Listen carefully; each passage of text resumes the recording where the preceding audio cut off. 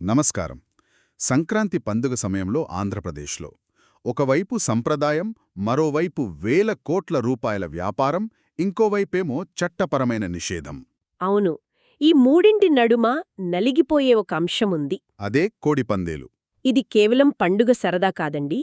గోదావరి జిల్లాల ఆర్థిక వ్యవస్థను, సంస్కృతిని, కొన్నిసార్లు రాజకీయాలను కూడా శాసించే ఒక పెద్ద అనధికారిక పరిశ్రమేది. అంటే ఒక సంప్రదాయం వెనుక ఇంత పెద్ద శాస్త్రం, ఆర్థిక వ్యవస్థ, ఇంకా ఒక చీకటి కోణం కూడా దాగి ఉంటుందా? ఈరోజు మనం ఈ ప్రశ్నకు సమాధానం వెతుకుదాం. తప్పకుండా. మన ఈ లోతైన చర్చకు ముఖ్య ఆధారం గోదావరి పాడ్కాస్ట్ కోసం పెద్దాడ నవీన్ గారు రాసిన ఒక ప్రత్యేక వార్తాకథనం, దానితో పాటు మరికొన్ని పరిశోధనా పత్రాలు కూడా ఉన్నాయి. ఇక్కడ ఆశ్చర్యపరిచే విషయమేంటంటే, ఈ కోడిపందేలు కేవలం జూదం మాత్రమే కాదు, ఇది ఒక సంక్లిష్టమైన ప్రపంచమన్నమాట. ఓ పందెం పుంజులను తయారు చేయడం వెనుక ఉన్న జీవశాస్త్రం, వాటికిచ్చే ఖరీదైన ఆహారం, అథ్లీట్లలాంటి శిక్షణా పద్ధతులు, వీటన్నిట్నీ చివరి నిమిషంలో శాసించే కుక్కుట శాస్త్రం అనే ఒక ప్రాచీన జ్యోతిష్యం, వీటన్నిటి గురించి వివరంగా మాట్లాడుకుందాం. సరే, అయితే దీనిని విడమరిచి చూద్దాం. ముందుగా ఈ కథలో హీరోలైన పందెం పుంజుల గురించి మాట్లాడాలి. అంటే ఇవి మనం రోజు చూసే సాధారణ కోళ్లు కావు గదా? అస్సలు కావు. ఇవి ప్రత్యేకంగా పోరాటం కోసమే పుట్టిన యోధులు అనొచ్చు. ముఖ్యంగా మన దేశీయ అసీల్ జాతి పుంజులు. వాటి బలానికి, పట్టుదలకి పెట్టింది పేరు. వాటికి పేర్లు కూడా చాలా విచిత్రంగా ఉంటాయి గదా? అవును.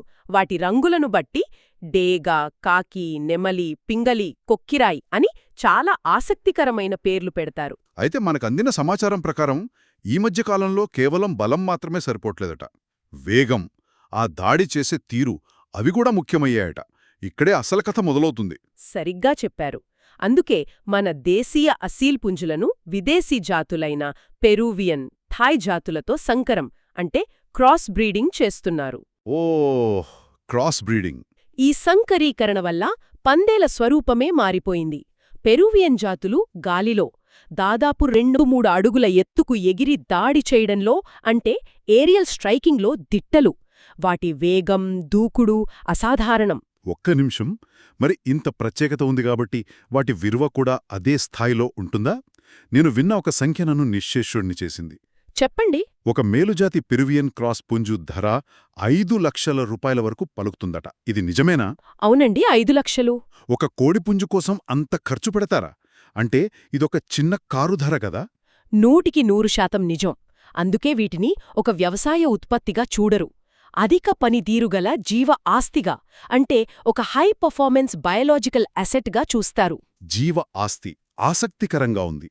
విదేశాల్లో ఉన్న తెలుగు ఎన్ఆర్ఐలు కూడా వీడియో కాల్స్ ద్వారా పుంజు నిల్చునే భంగిమ, ముక్కుబలం, కళ్లలోని చురుకుదనం వంటివి గంటల తరబడి చూసికొంటున్నారంటే ఈ మార్కెట్ ఎంత పెద్దదో, ఎంత గ్లోబల్ అయ్యిందో మనం అర్థం చేసుకోవచ్చు. 5 లక్షల రూపాయల జీవ ఆస్తికి రోజూ ఏం పెడతారు? మనలాగే గింజలు అన్నం తింటే సరిపోదా? వాటి ఆహారం వెనుక కూడా ఏదైనా శాస్త్రముందా? వాటి ఆహారాన్ని రాజభోజనం అనొచ్చు. ఒక ఉన్నత స్థాయి ఒలింపిక్ అథ్లీట్కు ఏమాత్రం తీసిపోని డైట్ ఇది. అలాగా? ప్రోటీన్ కోసం రోజూ ఉదయం, సాయంత్రం మటన్ కీమా, ఉడికించిన గుడ్లు ఇస్తారు.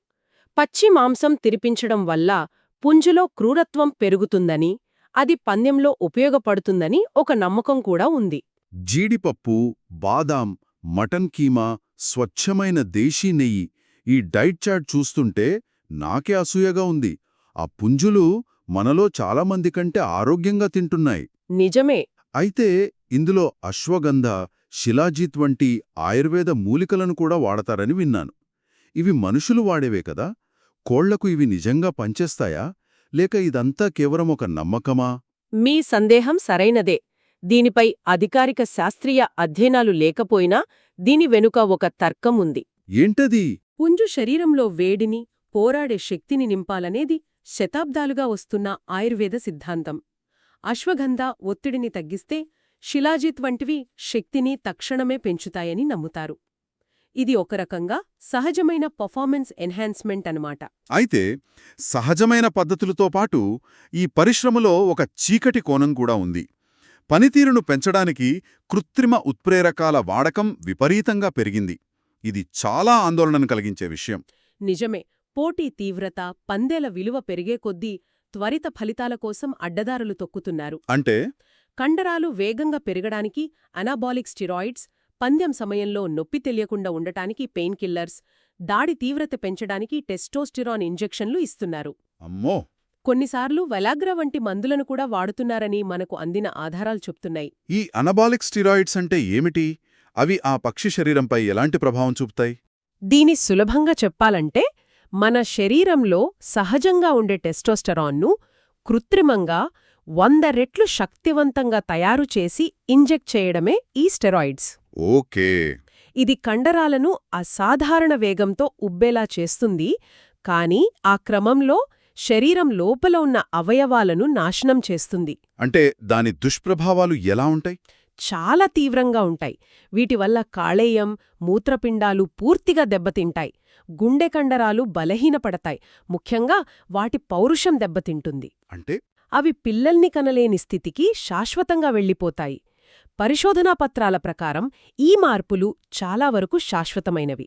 అంటే స్టెరాయిడ్స్ వాడకం ఆపిన తర్వాత కూడా ఆ పక్షి శరీరం తిరిగి కోలుకోలేదు. అంటే ఆ పుంజు జీవితం పందెం గెలవడం కోసం బలి అయిపోతుందన్నమాట. చాలా దారుణం. అంతకన్నా ప్రమాదకరమైన విషయం మరొకటుంది. ఏమిటది? పందెంలో ఓడిపోయిన పుంజు మాంసాన్ని కోస అంటారు.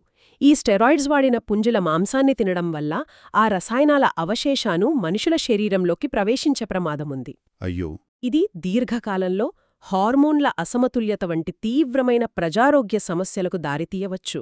ఇంతటి కృత్రిమ ప్రమాదకరమైన పద్ధతులు వాడుతున్నా మరోవైపు వాటి సహజ సామర్థ్యాన్ని పెంచడానికి శతాబ్దాలుగా వస్తున్న కొన్ని అద్భుతమైన శిక్షణా పద్ధతులు కూడా ఉన్నాయి. అవును, ఉన్నాయి. వాటిలో నేను విన్న ఒక పద్ధతి నన్ను చాలా ఆశ్చర్యపరిచింది. కోడి పుంజులతో ఈత కొట్టిస్తారట. అసలు కోడికి ఈతకు సంబంధమేంటి? ఎందుకలా చేస్తారు? ఇది ఆంధ్రప్రదేశ్ కోడిపందెల శిక్షణలో ఒక విశిష్టమైన అంశం. పుంజును ఒక నీటి తొట్టెలో దించి ఈత కొట్టిస్తారు. దీని వెనుక స్పష్టమైన శాస్త్రీయ కారణముంది. ఓ, సైన్స్ ఉందా దీని వెనక? ఉంది. ఈత వల్ల కీళ్లపై భారం పడకుండా గుండె పనితీరు, ఊపిరితిత్తుల సామర్థ్యం అంటే కార్డియోవాస్క్యులర్ ఎండ్యూరెన్స్ అద్భుతంగా మెరుగుపడుతుంది. పందెల్లో చివరి వరకు అలసిపోకుండా పోరాడటానికి ఇది చాలా అవసరం. అద్భుతం. ఈత తర్వాత వాటిని ఎండలో ఆరబెడతారట, సన్బాతింగ్. దీంతోపాటు కాళ్లకు చిన్న బరువులు కట్టి నడిపించడం, ఇసుకలో పరిగెత్తించడం కూడా చేస్తారు. ఇవన్నీ కండరాలను బలోపేతం చేయడానికేనా? ఖచ్చితంగా. పందెం సమయంలో పుంజు గాల్లోకి ఎగిరి కాళ్లతో ప్రత్యర్థిని బలంగా తన్నాలి. దానికి కాళ్లలో అపారమైన బలం కావాలి. ఈ వ్యాయామాలన్నీ దానికోసమే. మరి ప్రాక్టీస్ కోసమేం చేస్తారు? పందెం దగ్గర పడుతున్నప్పుడు స్పారింగ్ కూడా నిర్వహిస్తారు. కాని చాలా జాగ్రత్తగా. పుంజులకు గాయాలు కాకుండా వాటి ముక్కులకు టేప్ చుట్టి, కాళ్లకు మెత్తటి గుడ్డలు కట్టి ఆ పోరాటంలో మెళకువలు నేర్పిస్తారు. అంటే ఒక ప్రొఫెషనల్ బాక్సర్కు శిక్షణ ఇచ్చినట్టే ఉంది. వ్యాయామం తర్వాత మసాజ్ కూడా చేస్తారట కదా? అవును. రోజువారీ వ్యాయామం తర్వాత కండరాల నొప్పులు తగ్గడానికి ప్రత్యేక నూనెలతో మసాజ్ చేస్తారు. పంద్యానికి కొన్ని రోజుల ముందు కఠినమైన వ్యాయామాలు ఆపేసి పూర్తి విశ్రాంతినిస్తారు. దాన్ని పాయింటింగ్ ఫేజ్ అంటారు. Pointing phase. ఆ సమయంలో పుంజు శక్తిని కూడగట్టుకుంటుంది. ఇక పక్షం రోజులకొకసారి వేడినీటిలో ఉడకబెట్టిన వేప, మర్రి, కుంకుడు వంటి ఆకులతో స్నానం చేయించి గోనె సంచులతో చుడతారు. ఇది కండరాలకు శక్తినిస్తుందని ఒక బలమైన నమ్మకం. ఇక్కడే నాకర్థం కాని అసలైన విషయం మొదలవుతుంది. ఇంత శాస్త్రీయంగా శిక్షణ ఇచ్చి, ఖరీలైన ఆహారం పెట్టి, అవసరమైతే స్టెరాయిడ్స్ వాడి, చివరికి పందెం గెలవడానికే వాడేది మాత్రం కుక్కుట శాస్త్రమనే జ్యోతిష్యం. అవును. ఇదెలా సాధ్యం? సైన్స్, ఆస్ట్రాలజీ రెండూ ఒకేచోట ఎలా ఇమడగలుగుతున్నాయి? ఇది ఈ మొత్తం వ్యవహారంలో అత్యంత ఆసక్తికరమైన వైరుధ్యం. కుక్కుట శాస్త్రం కేవలం మూఢనమ్మకం కాదు. ఈ పందేల ఆర్థిక వ్యవస్థను నడిపించే ఒక తర్కం. ఆర్థిక వ్యవస్థను నడిపించే తర్కమా? అవును. ఇది కోడి రంగును, గ్రహగతులను మరియు వారాన్ని సమన్వయం చేసే ఒక ప్రాచీన విధానం. ఈ శాస్త్రం ప్రకారం ప్రతిరోజు ఒక నిర్దిష్ట రంగు కోడికి గెలుపు అంటే జయం, మరో రంగు కోడికి ఓటమి అంటే అపజయం. ఉదాహరణకు చెప్పగలరా? తప్పకుండా. ఆదివారం సూర్యుడికి ప్రతీక, ఆయన రంగు ఎరుపు, కాబట్టి ఆ రోజు ఎరుపు రంగు డేగజాతి పుంజులదే గెలుపు. ఓకే. అదే శనివారం నలుపు రంగు శనిగ్రహానికి ప్రతీక, కాబట్టి నలుపు రంగు కాకిజాతి పుంజులు గెలుస్తాయని నమ్ముతారు. మరి మంగళవారం? మంగళవారం కుజుడికి ప్రతీక. ఆయన యుద్ధానికి అధిపతి. ఆయన రంగు కూడా ఎరుపే. అందుకే ఆ రోజు కూడా డేగజాతి పుంజులదే ఆధిపత్యం. సోమవారం చంద్రుడికి ప్రతీక. అందుకే తెలుపు రంగులో ఉండే పింగళి లేదా నెమలి జాతులు గెలుస్తాయి. ఈ నమ్మకం ఎంత బలంగా ఉందంటే పంచాంగంలో తేడా వచ్చి పండుగ తేదీలు మారినప్పుడు పెంపకందారులు తమ పుంజులన్నింటినీ అమ్మేసి కొత్త తేదీలకు సరిపోయే రంగు పుంజులను కొనుక్కోవలసి వస్తుందట. అవును, ఇది ఆర్థికంగా ఎంత పెద్ద నష్టమో కదా. నిజంగానే. అందుకే ఇది కేవలం నమ్మకం కాదు, మార్కెట్ను నడిపించే ఒక శక్తి. ఏ రోజు ఏ రంగు పుంజుకు డిమాండుంటుందో ఈ శాస్త్రమే నిర్ణయిస్తోంది. ఇది ఒక విధంగా మార్కెట్ డిమాండును నియంత్రించే ఒక జ్యోతిష్య అల్గారిథం లాంటిది. వావ్! అంతేకాదు, రోజును 5 జాములుగా విభజించి ఆయా జాముల్లో నక్షత్రాల ప్రభావాన్ని కూడా లెక్కలోకి తీసుకుని పందెం కాస్తారు. ఇక ఆర్థిక వ్యవస్థ విషయానికొస్తే సంఖ్యలు దిమ్మ తిరిగేలా ఉన్నాయి. సంక్రాంతి 3 రోజుల్లో గోదావరి జిల్లాల్లో జరిగే ఆర్థిక లావాదేవీల విలువ సుమారు 1000 నుండి 2000 కోట్ల రూపాయల వరకు ఉంటుందని అంచనా. ఇది కేవలం పందేల ద్వారా జరిగేది కాదు. ఇది ఒక మల్టీలేయర్డ్ ఎకానమీ. అంటే ఎలా? పందెం కోళ్ల కళ్లకు కట్టే చిన్న చిన్న కత్తుల తయారీ ఒక ప్రత్యేక పరిశ్రమ. ఒక జత కత్తుల ధర పండుగ సమయంలో 5,000 రూపాయల వరకు ఉంటుంది. ఒక్క జత కత్తులు 5,000? అవును.